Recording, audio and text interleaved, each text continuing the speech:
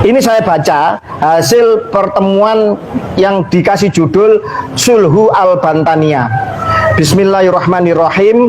Dengan ini kami Dzurriyyat Wali Songo dan juga Dzurriyyat Ba'alawi atau habaib yang hadir menyepakati surat kesepakatan bersama untuk ada enam kesepakatan. Yang pertama, menghentikan untuk saling menghina dan saling mencaci maki. Ini adalah suatu bentuk framing yang tidak tepat. Kenapa? Siapa yang selama ini mencaci maki nasab Wali Songo? Siapa yang selama ini mengatakan nasab Wali Songo palsu dan terputus? Siapa yang menghina Kesultanan Nusantara selama ini?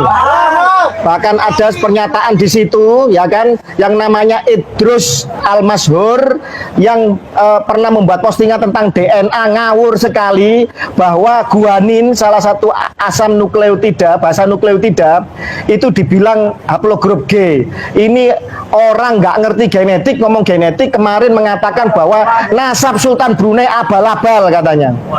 Ini kan ngawur, ini bisa dituntut secara hukum.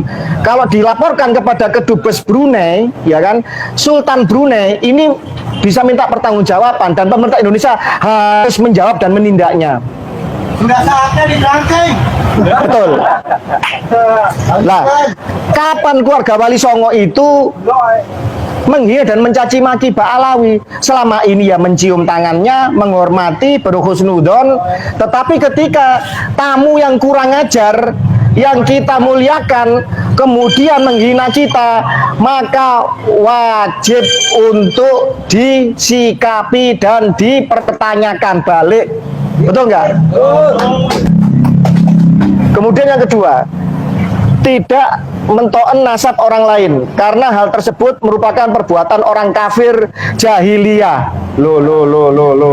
Dia sendiri mempertanyakan nasab. Dia sendiri selama ini menghina nasab orang yang putus, menghina nasab orang lain sebagai apa namanya, menuduh orang lain inkirot, tidak punya keturunan atau garis perempuan putus, macam-macam lah dalihnya. Ketika kemudian keluarga Wali Songo membuktikan dirinya, buku nasabnya, silsilahnya tersambung dan diakui oleh Narkoba Internasional dan mendapatkan isbat, dan kita balik bertanya kepada mereka, kemudian mereka merasa terdolimi. Ini namanya playing victim. Namanya mereka ini adalah pura-pura menjadi korban, setelah kemudian ditanya balik secara ilmiah, kemudian merasa terdolimi. Padahal kita lah yang sekian ratus tahun sejak zaman penjajahan, kita yang dirasisi dan didolimi. Ini perbuatan al-munafikun wal jahilun. Watajaliun kata Gus Fuad. Terus kemudian yang ketiga, tidak akan bertaasub dan tafakhur membanggakan nasab hingga berlebihan dan merendahkan nasab orang lain sehingga menyakiti saudara sesama muslim. Ya, ini untuk mereka lah, bukan untuk kita. Selama ini kita tidak pernah seperti itu. Kemudian yang keempat, kami sepakat untuk melakukan kerjasama membentuk tim pencari fakta skala Asia Tenggara dalam penelusuran dan pelurusan nasab sejarah Wali Songo dan Maulana Syarif Jamaluddin Akbar atau Jumadil Kubro. Lah ini tidak perlu disampaikan dengan Ba'alawi. Ini internal keluarga Wali Songo pasti melakukan itu. Kita ini sudah tanya ke banyak narkoba dunia, tidak perlu dicatat untuk mendapatkan persetujuan dari Ba'alawi, nggak ada urusannya. Karena Wali Songo adalah Sayyid Syarif keturunan Nabi yang asli, baik dari jalur laki-laki maupun jalur perempuan. Tetapi Ba'alawi yang mengklaim sebagai keturunan lurus laki-laki adalah batal dari tiga sisi: dari sejarah, dari kitab nasab, dan dari genetika. Mutlak batal.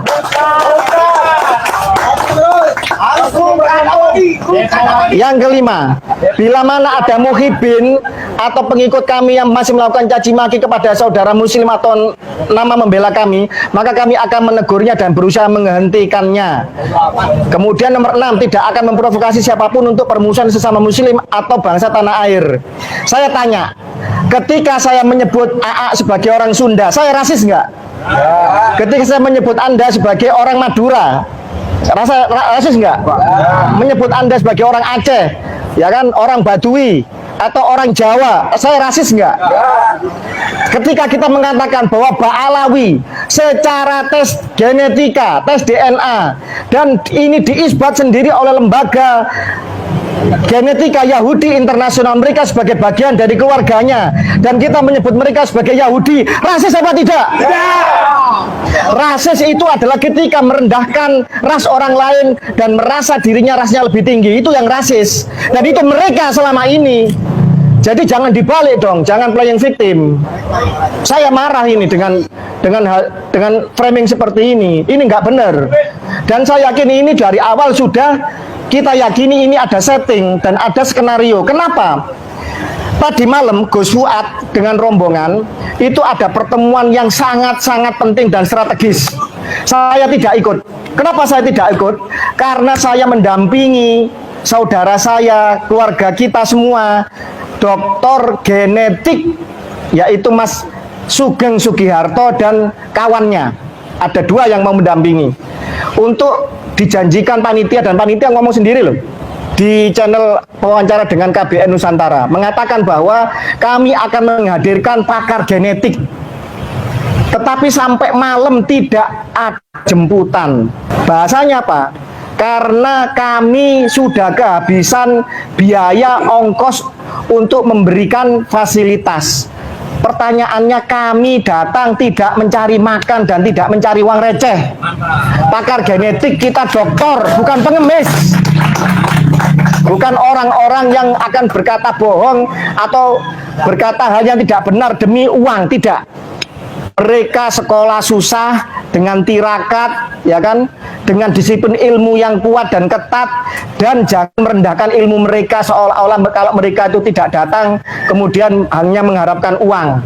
Salah, ini penghinaan dan pelecehan kepada keilmuan seseorang. Ditunggu sampai malam, tengah malam jawabannya kurang lebih seperti itu. Kami tidak punya biaya lagi untuk memberikan fasilitas atau bahasa ngasih uang saku lah, ngasih untuk apa namanya itu. Tidak berharap itu.